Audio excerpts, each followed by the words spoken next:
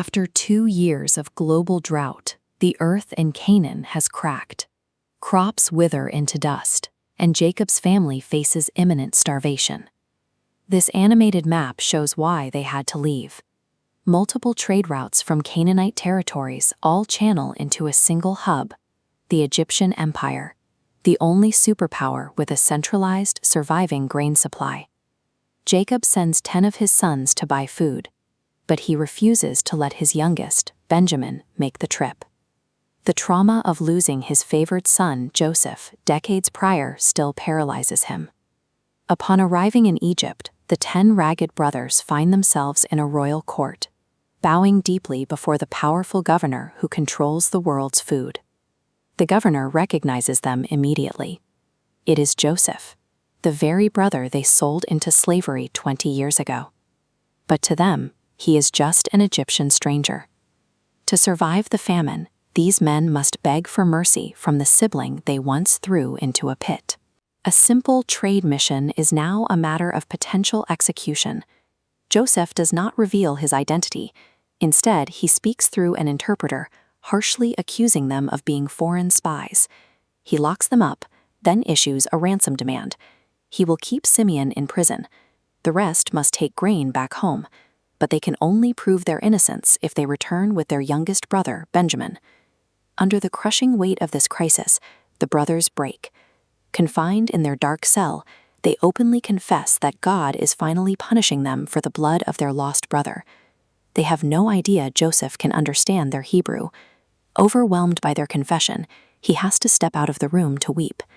The terror of Egyptian authority has successfully cornered them. They cannot escape the consequences of the sins they committed 20 years ago. When the brothers finally return to Egypt with Benjamin, Joseph springs a final trap. He has his royal silver chalice hidden at the very top of the youngest boy's grain sack.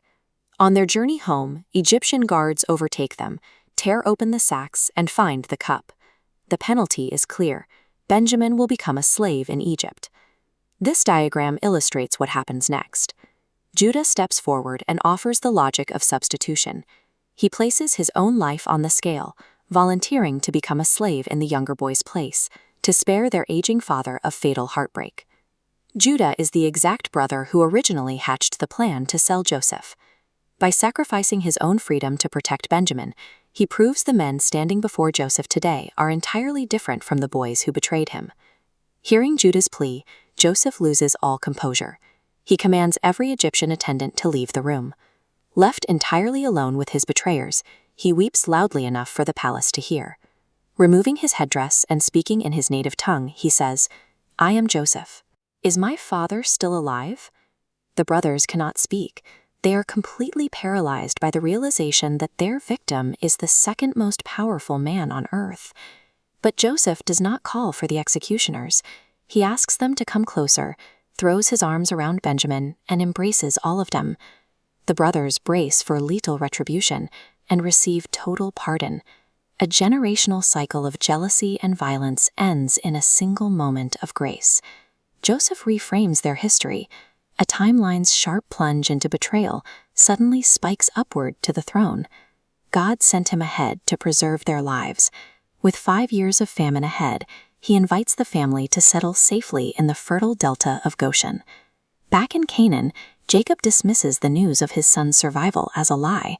He only believes it when the royal Egyptian rescue wagons actually pull into his dusty encampment. The family survives. Decades of human malice and scheming were entirely inverted by a divine plan, turning a local betrayal into the miraculous salvation of a nation.